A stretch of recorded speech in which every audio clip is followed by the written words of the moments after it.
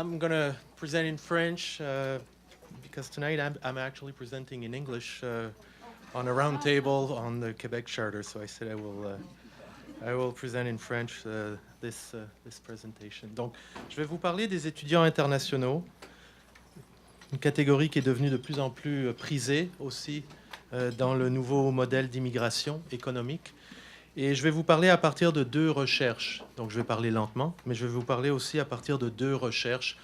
Deux recherches récentes, donc une qui part d'un rapport qui avait été financé par l'APK autour des pratiques exemplaires pour l'intégration des étudiants internationaux. En fait, une recherche qui a été surtout menée par une étudiante, Cynthiana, you're somewhere in the room here, at a PhD candidate at Dalhousie University. Et je vais vous parler aussi d'une recherche en cours que je mène avec Vicky sur les facteurs et les succès donc, de l'intégration des étudiants internationaux à la société canadienne. Une recherche aussi en collaboration avec Wes. À l'époque, c'était Sophia Lowe, mais je crois qu'elle est plus là. Mais c'est une recherche aussi en collaboration, donc une synthèse de recherche. Qu'est-ce qu'on nous dit un peu? Qu'est-ce qu'on peut observer quand on parle des étudiants? Et puis les deux recherches partent de ça, en fait. On part d'un contexte de plus grande mobilité étudiante et on peut partir vraiment de très loin quand on parle de cette notion de mobilité. Mais on retrouve dans la littérature plusieurs explications.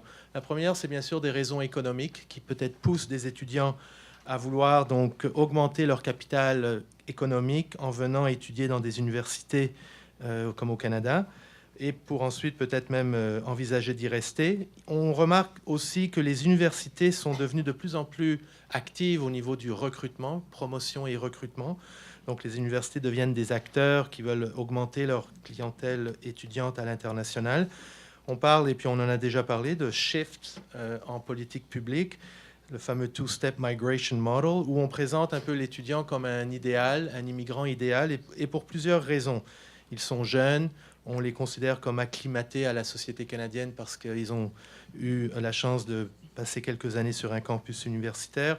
On les voit aussi un peu comme une plus-value culturelle pour des communautés. Les étudiants internationaux viennent augmenter la diversité, même pour des étudiants locaux qui, par exemple, découvrent des étudiants internationaux dans des salles de classe. La littérature nous parle souvent de ça.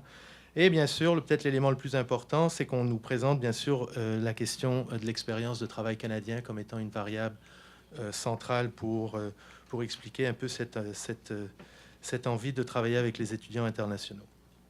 On a donc une augmentation constante, elle est peut-être sur ce tableau-là, vous la voyez, ce n'est pas une énorme augmentation, mais quand même, en 2012, on a dépassé le cap des 100 000 entrées quand on pense aux étudiants internationaux, mais en même temps, une augmentation finalement des formes d'immigration temporaire.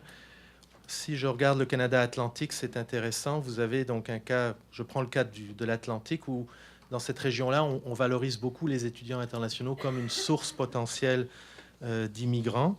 Donc, on voit là aussi une augmentation quand même. Et surtout, si on regarde, si on reprend un peu le tableau en y ajoutant finalement le nombre d'étudiants présents sur le territoire de l'Atlantique, on a plus de 16 000 étudiants étrangers donc dans la région de l'Atlantique. Donc, on voit ça comme un potentiel pour l'immigration. Mais on voit ça aussi également d'un angle très économique en remarquant beaucoup de travaux sur finalement la contribution des étudiants étrangers à l'économie comme telle, à l'économie régionale. Donc c'est quelque chose qu'on retrouve au Canada, en Australie, en Nouvelle-Zélande. On voit finalement l'effet contribution des étudiants. Quelque chose d'un peu plus simple, mais quand même, que je dis, il faut aller au micro. Moi, je parle beaucoup de recherche de terrain. Si je m'arrête sur une université, et même pas une université, un département, là où je travaille, un département de sciences politiques, où je me dis, en 2012-2013, on a une clientèle étudiante de l'international maintenant qui rivalise les étudiants canadiens, c'est 50-50.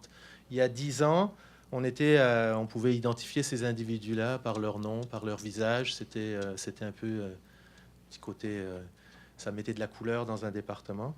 Mais maintenant, c'est 50-50. C'est quoi les implications? C'est quoi les implications au niveau de l'expérience de travail dans la communauté ou ce département? Et c'est quoi l'implication au niveau de l'inclusion des étudiants? C'est quoi aussi l'implication par rapport au choix de rester ou pas ensuite? Donc, je veux dire, toutes ces questions-là, on les retrouve. L'image du mon département, c'est un peu pour vous dire que c'est quelque chose qui se passe pas seulement dans mon département, mais dans beaucoup de départements universitaires ou collégiaux au pays. Donc la revue de littérature pose certaines questions importantes. Je reviens à la fameuse revue de littérature financée par le CRSH. On veut donc finalement comprendre un peu le processus de transition. On veut comprendre toutes les questions autour de l'intégration, qu'elle soit économique et sociale, la contribution des étudiants à la société canadienne ou à la prospérité du Canada, les défis, quand on pense à des défis importants au niveau de l'intégration professionnelle, et surtout leur performance dans le marché de l'emploi. Et enfin, le travail qu'on est en train de mener aussi essaye de voir, bien sûr, des bonnes pratiques, l'existence de pratiques qui peuvent être intéressantes à partager au niveau de l'intégration économique et sociale. Donc, on a fait une espèce de travail de revue de littérature. Ce qui est intéressant avec ce tableau-là, si on pense qu'est-ce qui s'écrit sur les étudiants internationaux, on voit bien sûr qu'il y a une grande diversité d'angles d'analyse. Les étudiants internationaux, on les traite à partir de travaux qui peuvent être en psychologie, en économie, en géographie, en immigration comme telle. Donc il y a beaucoup de travaux qui se font autour des étudiants internationaux. Ce qui est peut-être intéressant à dire ici, c'est qu'on a beaucoup concentré peut-être des travaux sur les étudiants, sur la performance des étudiants, sur leur relation par exemple avec des étudiants canadiens dans des salles de classe. Ça c'est un travail qui s'est fait beaucoup. De plus en plus, on voit quand même maintenant des travaux sur les sociétés qui accueillent les étudiants. Alors sur les infrastructures, je dirais, sur les universités, sur le type de service qu'il peut y avoir, sur l'évolution des politiques publiques, sur le rôle des villes, des municipalités. Donc on peut aussi voir dans la revue de littérature ce genre de travail aussi apparaître. Alors il y a des facteurs, je m'arrêterai seulement sur la transition, parce que c'est peut-être un facteur intéressant, puis fait qu'il en a parlé un peu. Il y a des déterminants qui nous montrent qu'il y a des éléments qui peuvent faciliter la transition pour des étudiants dans des différentes localités, j'imagine. Il y a bien sûr le potentiel économique. C'est central. Et en Atlantique, par exemple, c'est un défi, cette question-là, de trouver l'emploi lié aux compétences qu'on a obtenues avec un diplôme universitaire. C'est un des défis les plus importants, ce qui explique peut-être que la rétention est plus faible dans certaines régions. Les liens familiaux et également, je crois, toute la question de l'intégration à un autre niveau qu'économique, c'est très important à considérer aussi. C'est un déterminant. Le sentiment d'être inclus dans des communautés, ça joue beaucoup comme un succès. Donc il y a des barrières, et ces barrières, on les voit, c'est souvent l'indifférence culturelle. La question de la langue, la capacité de maîtriser la langue, surtout dans les plus petits milieux aussi, dans l'étude du Canada Atlantique, on a remarqué que ça jouait beaucoup, la façon de parler.